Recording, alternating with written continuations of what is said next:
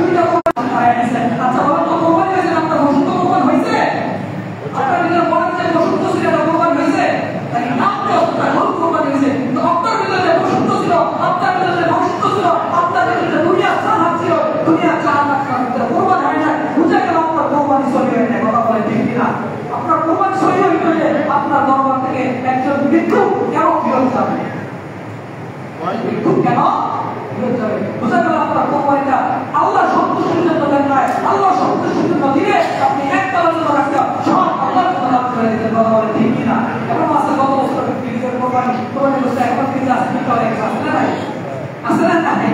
আছে। বুঝে গেল তারা কোরবানি না তারা ফিরিজ করার জন্য কোরবানি দিচ্ছে, আসে না নাই?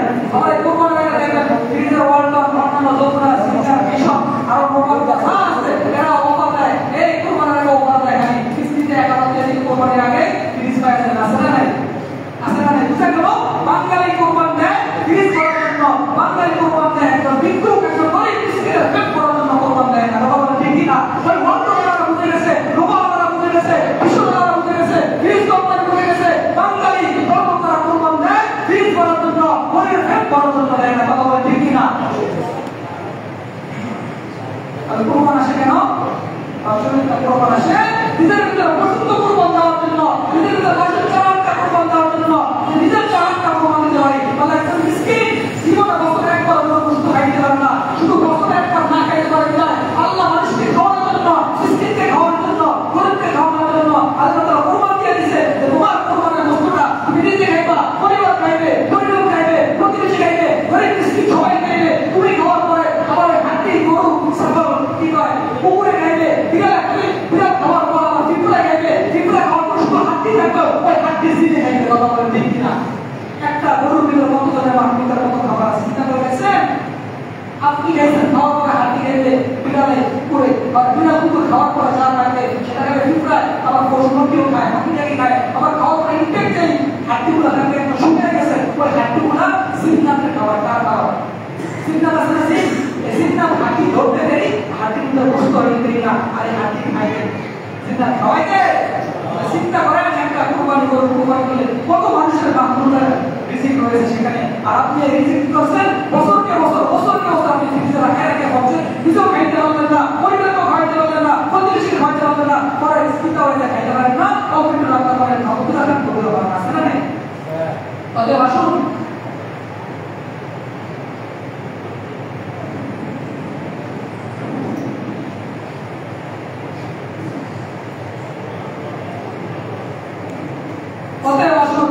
সামনে দেখতে পারি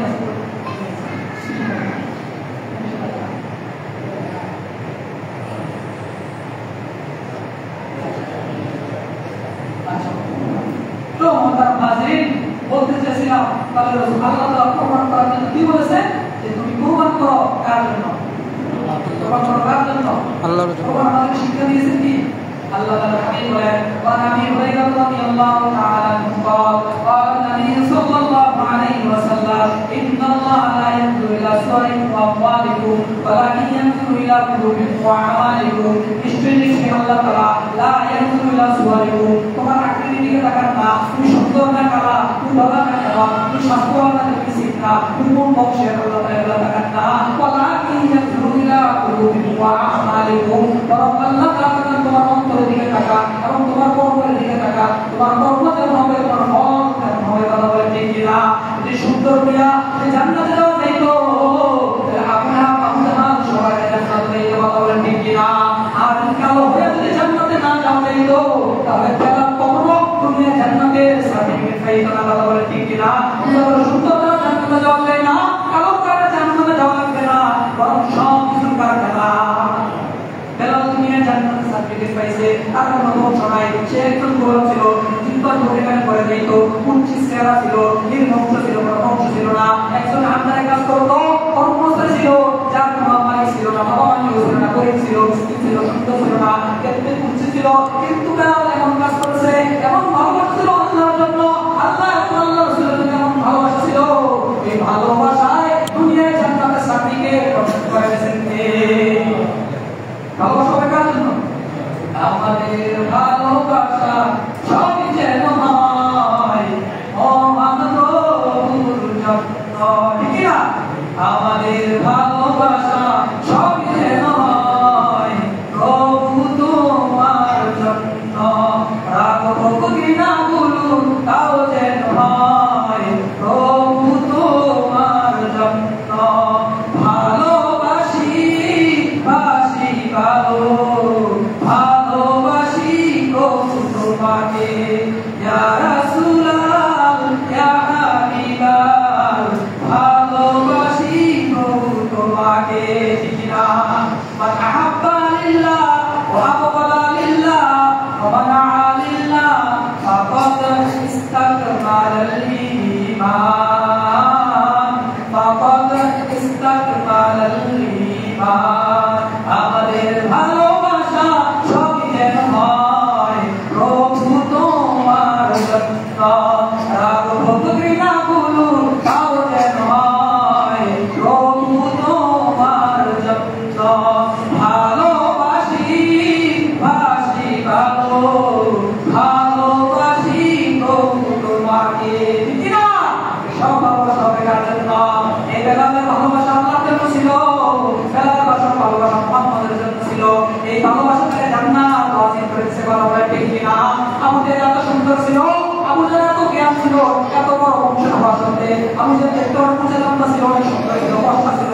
কতক্ষণ আলোচনা করছিলাম আবু লাহাবকে রাম বলে কেন নামকরণ করা হয়েছে? আবু লাহাব এত সুন্দর ছিল, যখন সে রাগ হয়ে যেত আগুনের মতো লাল প্রকৃতি হয়ে যেত, আগুনের মতো লাল হয়ে যেত। লাহাব মানে অগ্নিশিখা, অগ্নিশিখার মতো লাল হয়ে যেত। লাল হয়ে যাওয়ার কারণে আবু লাহাবকে আবু লাহাব করে নামকরণ করা হয়েছে। মূলত কিন্তু আবু লাহাবের নাম আবু লাহাব ছিল না, আবু লাহাবের নাম ছিল আবু উজ্জা। কি ছিল? সুন্দর হওয়ার কারণে আবু লাহাব বলছে। আবু জেহেলের নাম মূলত আবু জেহেল ছিল না, আবু জেহেলের নাম ছিল আবু হেকাম। কি ছিল? কি ছিল? আবু হেকাম হলো জ্ঞানীর বাবা। বলে দুনিয়ার লাইনে যত জ্ঞান ছিল, তীক্ষ্ণ মেধা ছিল, যত কুবুদ্ধি ছিল, সব বুদ্ধি আবু জেহেলের ভিতরে ছিল। আবু জেহেলের ভিতরে দুনিয়ার লাইনে যত কুবুদ্ধি, যত কুবুদ্ধি ছিল, দুনিয়ার লাইনে সব বুদ্ধি আবু জেহেলের ভিতরে ছিল। আবু জেহেলের ভিতরে কুবুদ্ধি থাকার কারণে দুনিয়ার আর লাইনে দুনিয়াবি মেধাবী থাকার কারণে মানুষ দুনিয়ার মানুষটাকে আবু হেকাম বলতো। কিন্তু কোরআন হাদিসের জ্ঞান ছিল না, পরকালের জ্ঞান ছিল না, জান্নাত জাহান্নামের জ্ঞান ছিল না, কোরআনের জ্ঞান ছিল না।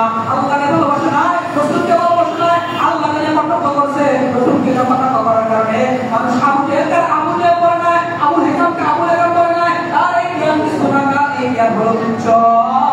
যার ভিতরে নবী, যার ভিতরে কোরআনের জ্ঞান আছে, যার ভিতরে হাদিসের জ্ঞান আছে, ওই ব্যক্তি হলো সর্বজ্ঞানী, সর্বশ্রেষ্ঠ জ্ঞানী, সর্ববিজ্ঞানী। ওই ব্যক্তির মধ্যে সর্বশ্রেষ্ঠ জ্ঞান কিন্তু আর কেউ নাই। বোঝা গেল যার ভিতরে জ্ঞান নাই, যার ভিতরে কোরআনের জ্ঞান নাই, যার ভিতরে হাদিসের জ্ঞান নাই, সে আসলে জ্ঞানী না, সে হলো আবু হেকাম নয়, সে হলো আবু জেহেল। বলেন না নাউজুবিল্লাহ। আবু হেকাম ছিল আগে নাম, যখন তার ভিতরে কোরআনের জ্ঞান না থাকার কারণে সে এখন আর আবু জেহেল, আবু হেকাম নয়, সে হলো আবু জেহেল। জেহেল মানে মূর্খ। বোঝা গেল সে জ্ঞানের বাপ নয়, সে হলো মূর্খের বাপ। বলেন না নাউজুবিল্লাহ। দেখছেন, কোরআনের জ্ঞান না থাকার কারণে তার নাম ছিল আবু হেকাম, মানুষ পরিবর্তন করে তার নাম দিয়েছে আবু জেহেল। এখন সবাই আচ্ছা বলেন তো, তাকে কেউ জানতেন আবু জেহেলের নাম আসল নাম আবু হেকাম? কেউ জানতেন? কেউ জানতেন না। কিন্তু মূল কাহিনী কোন জায়গায়? তার ভিতরে কোরআন হাদিসের জ্ঞান না থাকার কারণে, আল্লাহকে ভালোবাসা না থাকার কারণে, রাসূলকে কটাক্ষ করার কারণে, রাসূলকে না ভালোবাসার কারণে, কোরআনের জ্ঞান না থাকার কারণে, হাদিসের জ্ঞান না থাকার কারণে তাকে আবু জেহেল বলা হয় না, আবু হেকাম বলা হয় না। তার জ্ঞান না, তার দুনিয়ার জ্ঞান না, যার ভিতরে কোরআনের জ্ঞান থাকবে সে হলো প্রকৃত জ্ঞানী। কথা বলেন ঠিক কিনা? সুতরাং তার ভিতরে কোরআনের জ্ঞান না থাকার কারণে তাকে জ্ঞানী বলা হয় না, তাকে বলা হয় মূর্খের লিডার। কথা বলেন ঠিক কিনা? আবু জেহেল হয়ে গেছে না? কি হয়ে গেছে? আবু জেহেল হয়ে গেছে। এই জন্য বুঝা গেল যার ভিতরে কোরআনের জ্ঞান আছে সে সবচেয়ে জ্ঞানী, সে সবচেয়ে বিজ্ঞানী। কি কবিতা বলতেন, বিজ্ঞানী গো মহান গুরু আমি নবীজি, এমন একজন ভালো মানুষ তো ওই নাই বাকি। তো আমি আশা করি তো বিজ্ঞানী গো মহান গুরু আমি নবীজি, এমন একজন ভালো মানুষ তো ওই নাই বাকি।